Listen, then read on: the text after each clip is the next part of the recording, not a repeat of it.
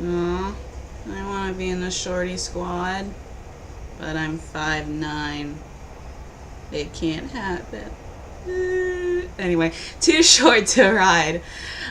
This is an interesting episode to say the least. So, what happens? We have Peridot, Amethyst, and Steven going to Funland, and they try to ride some rides. The first thing they tried to ride is the roller coaster, but they're, as the title says, too short to ride. So Amethyst and Steven use shape shifting to get on, but Peridot seems to not be able to. Interesting. Anyway, they ride the roller coaster, come back. Peridot's kind of upset. Oh yeah, Steven gave her a tablet. Forgot to mention. So they go around Funland trying various things until they get to a ring toss. And as we all know, doing ring tosses suck. Peridot sees this really big alien plushie that she wants to win, and she tries, and the others help her, but of course the game is rigged.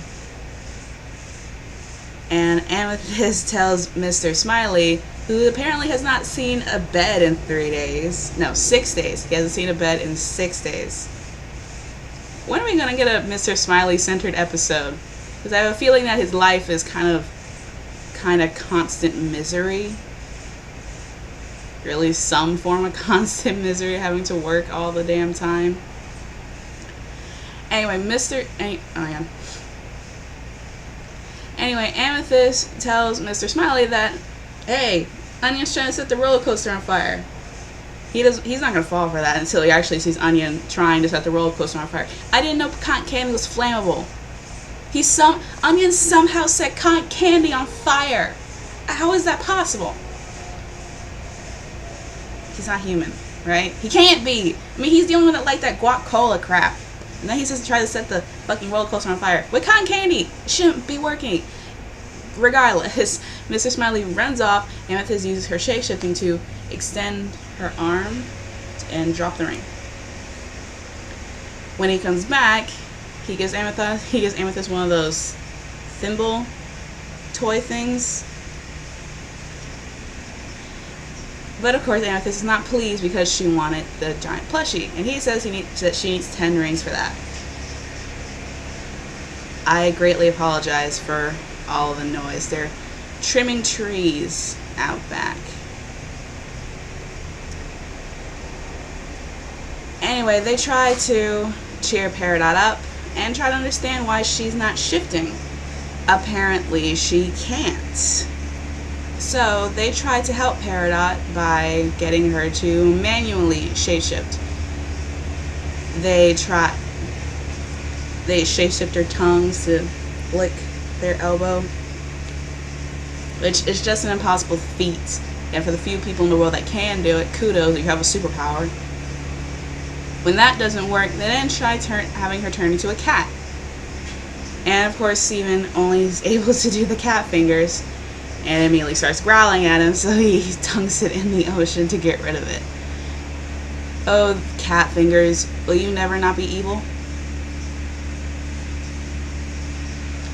And when that doesn't work, then they try to manually get her powers to shift by pulling on her.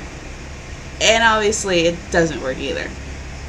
Peridot then explains that Homeworld is actually running out of resources, which would explain a lot of things, actually.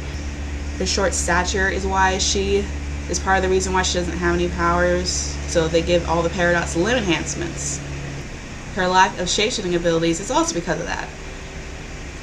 No powers.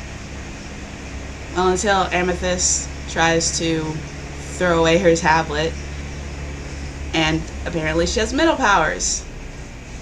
Awesome. Yay! No, really, it's really cool that she actually has something, though. So, Peridot uses her newfound abilities to win herself the giant plushie, and she's so happy with it, and it's adorable. And my thoughts on it, I want to talk about this whole Homeworld not having, apparently, enough resources all of a sudden. I mean, that in and of itself is just interesting. I mean, I mean, it says that Homeworld hasn't hollowed out their own planet like they do with everyone else's planet that they invade, so it makes sense. But if they're running low on resources, that has to mean they're pretty close, wouldn't they? I mean, we saw the diagram for what Earth would have looked like if it was a completed colony and it was completely hollowed out. Homeworld must not be completely hollowed out then. Which would explain why gems have to invade other planets, because if they didn't, they would run out of resources way too quickly to advance their own kind. So that's an interesting thought right there, that Homeworld just is running low on resources. Is this an analogy to Earth running out of certain resources?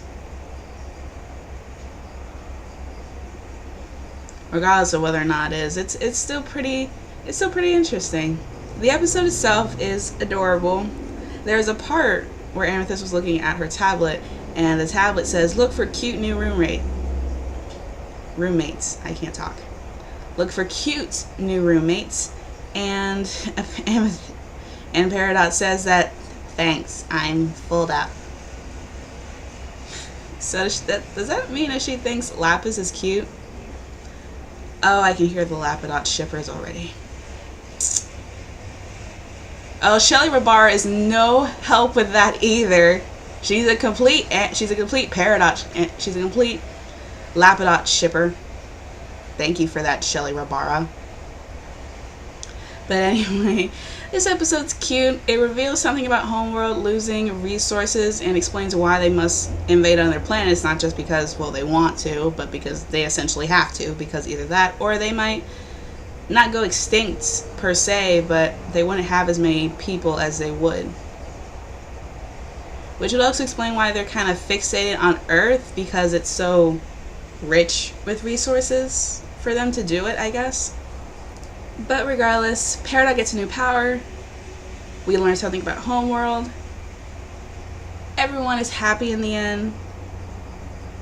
But of course, this all must lead into the next episode.